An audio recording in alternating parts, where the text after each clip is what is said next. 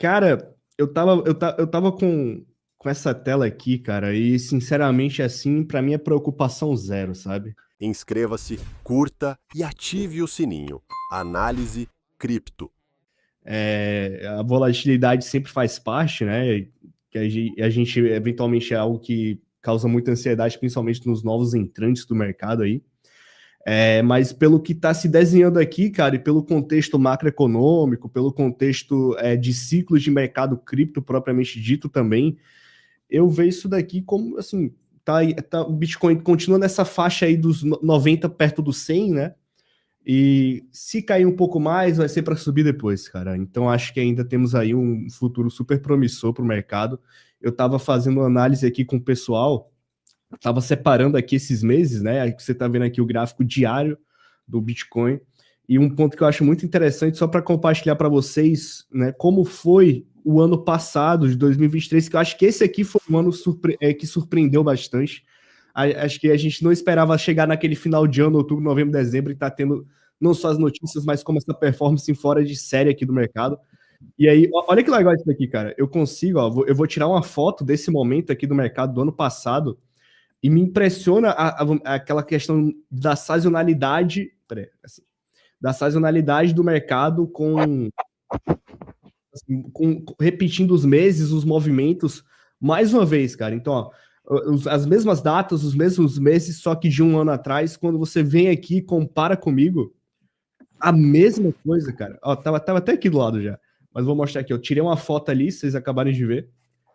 E jogando aqui lado a lado, eu acho que a gente tá vivendo isso daqui, ó. Calma aí. Isso daqui. Esse período mais lateral, aqui, ó, depois da grande explosão, que a gente sai daqui, ó, de outubro, novembro, dezembro entra no movimento mais explosivo, novembro, dezembro entra no movimento mais explosivo, e ao longo de dezembro a gente tem esse período, olha aqui, ó, mais lateral. Perfeito. E eventualmente com suas volatilidades, e é o que está se desenhando aqui agora. Dezembro aqui um pouco mais lateral, e aí pode subir, dar um susto, depois cair, mas eventualmente, cara, para mim não muda a direção principal do mercado, que vai chegar ali o ano que vem, vai chegar janeiro, fevereiro, março, e a gente vai ter mais uma pernada de alta aí, colocando a gente em novos patamares.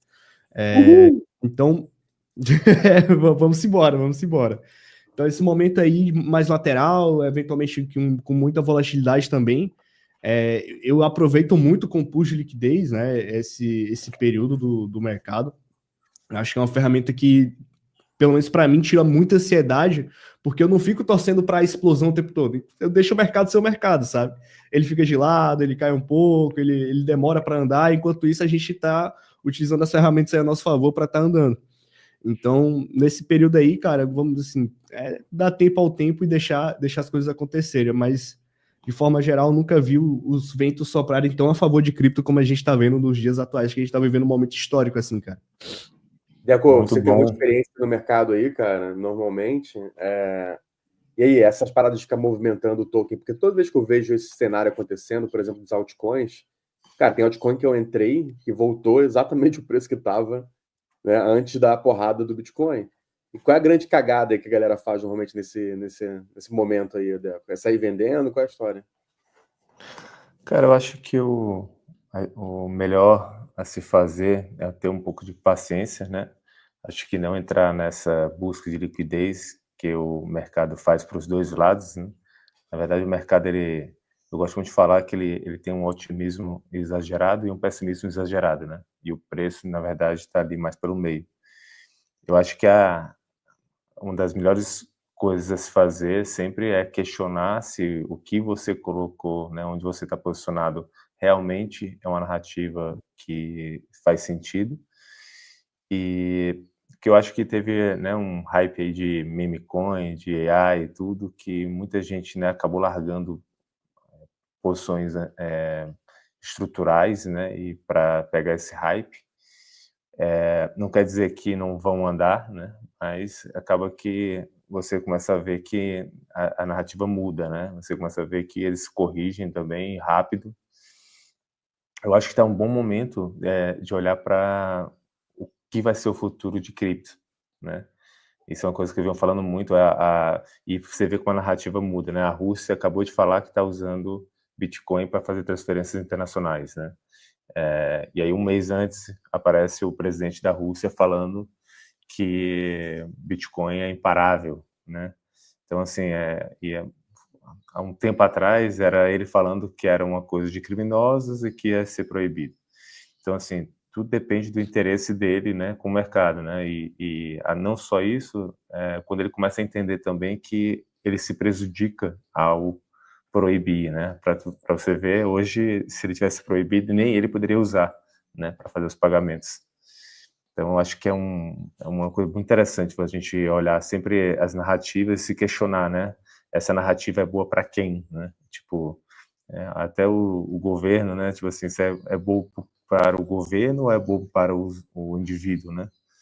Então, acho que são pontos muito importantes para pensar. Punk, essa teoria dos jogos, quando você começa a olhar, cara, dá um arrepio.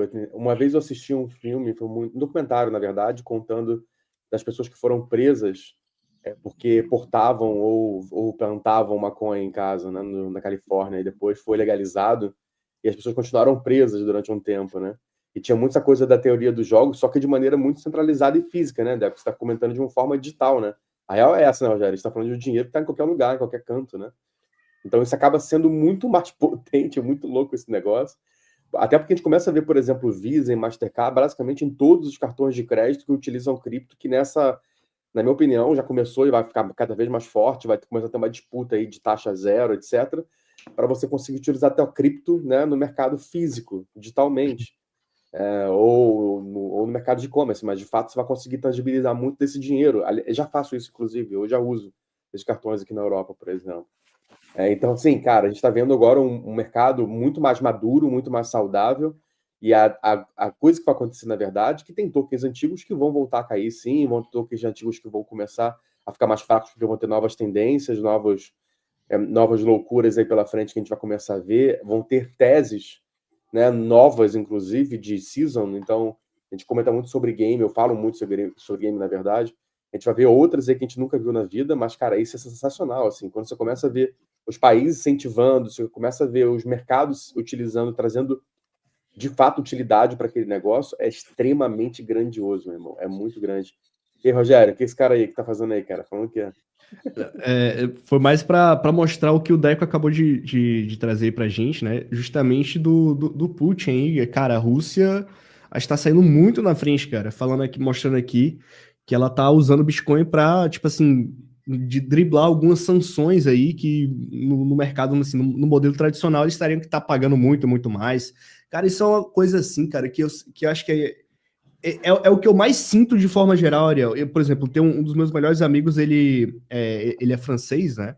E aí eu ia até perguntar para ti aí, porque ele fala que na Europa, de forma geral, ele disse que ele sente o maior controle assim do banco em relação ao dinheiro da pessoa que está ali, sabe? Então, para você tirar, mover grandes quantias, tipo, ter muita ligação, é muita confirmação. O cara fala, pô, você quer esse dinheiro para quê? Para que você vai utilizar, né? Fala, não me convenceu, o seu dinheiro vai ficar aqui, acho que você vai fazer besteira, entendeu? Tem muito, mas tem muita concorrência, né, também. Então, você consegue ter uma disponibilidade mais dinâmica, né, na parada, né? Não, demais, cara. E aí eu vejo como essa eliminação de burocracia facilita muito toda essa questão com Bitcoin e toda a parte de cripto, vamos dizer assim, como um todo. E realmente parece um novo mundo, cara. Eu sim, essa é uma das maiores, assim, movimentações que muda completamente, vamos dizer assim, o mundo na minha visão, entendeu? Que eu sinceramente tô mal acostumado, cara, com as finanças tradicionais, assim, pô, essa questão de limite e tudo mais, e eles, enfim, tipo, ter muita burocracia para mover o meu próprio dinheiro, eu fico, não, pô, não é possível isso daqui, olha. Eu acho que é um negócio assim que a galera, quando for utilizando cripto, vai começar a ver como é simples, né? E aí, quando empacar novamente isso no mundo tradicional, você vai ver, caraca, ali é muito mais tranquilo, né? Você realmente se sente o dono do seu dinheiro, sabe? É extremamente potente, a gente está vendo realmente uma cena muito legal, uma nova fase, e eu acho que vai ser muito, muito, muito importante viver esse momento, né? Uma nova fase nesse sentido, porque uma coisa que está cada vez... Tá vendo ontem uns caras sobre futurologia, né? As coisas de astrologia, umas paradas dessas assim na internet, aquelas coisas que normalmente já fazem, já usam como conteúdo, e muita gente comentando que uma guerra mundial é iminente, assim, vai rolar, vai acontecer, aquelas coisas todas que dizem, se vai acontecer, cada um vai com sua fé aí achando que não vai. Eu tenho minhas dúvidas pra caramba também numas teses dessas, mas, cara, era assim, unânime a quantidade de gente falando de guerra. E aí, gente? Será mesmo que isso vai rolar, cara? Será que se rolando uma guerra a gente vai ver um mercado muito volátil? Com certeza, né? A gente vai ver um mercado volátil demais. Eu acho que o Bitcoin ele tem milhões de motivos, você falou isso, né? Mas o Bitcoin tem milhões de motivos possíveis que são bullish, né? A gente nunca vai saber exatamente o que vai acontecer em relação às narrativas do mundo, mas a gente sabe que uma das coisas que está acontecendo hoje é que está ficando mais escasso, né? Hoje a liquidez nas exchanges estão ficando cada vez, né, menores, né? E se a gente comparar o que aconteceu nos ETFs, os ETFs compraram mais de 1 milhão de bitcoins, hoje deve ter aí 2 milhões de bitcoins nas exchanges. E eles compraram 1 milhão de bitcoins em um ano. Então, isso quer dizer que a liquidez poderia acabar nesse ritmo em 1 ano, 2 anos, né? Até porque está aumentando a demanda agora com o principal ano, né, do mercado. Mas tirando isso, temos uma possível, o que poderia acontecer se a gente entrasse numa guerra, né? Realmente é eu vou até botar aqui, eu tenho um gráfico aqui que mostra por que talvez a demanda por Bitcoin em uma guerra fosse maior do que... Só um minuto, desculpa. Isso aqui, ó, vocês estão vendo? Estão vendo. Aqui mostra a comparação do Bitcoin, né? Eu achei super legal esse gráfico, com o dinheiro, né? Com o investimento imobiliário, né? Com o ouro. Então aí ele vai em cima, né? Se é durável, se é fundível, se é divisível, se é escasso, se ele é internacional, né? Se ele é portável, se o supply dele é verificável, né? Se ele é não inflacionário, se ele é descentralizado e se ele é inconfiscável. Acho muito interessante isso, né? Porque aí você consegue ver claramente algumas diferenças, né? Eu até lancei uma gota desse gráfico aqui no último Mindblowing. Ah, foi? Não vi. Eu não tava, né? Foi. Não Foi. tava. Eu achei muito interessante, cara. Acho que é uma visão que fala muito. E dentro dessas, do que a gente está vendo aqui, existem diversos valores que podem fazer o Bitcoin subir, né? Seja vamos dizer, uma nova descoberta do ouro. A China acabou de descobrir, né, 0,5% de toda a reserva de ouro lá na China.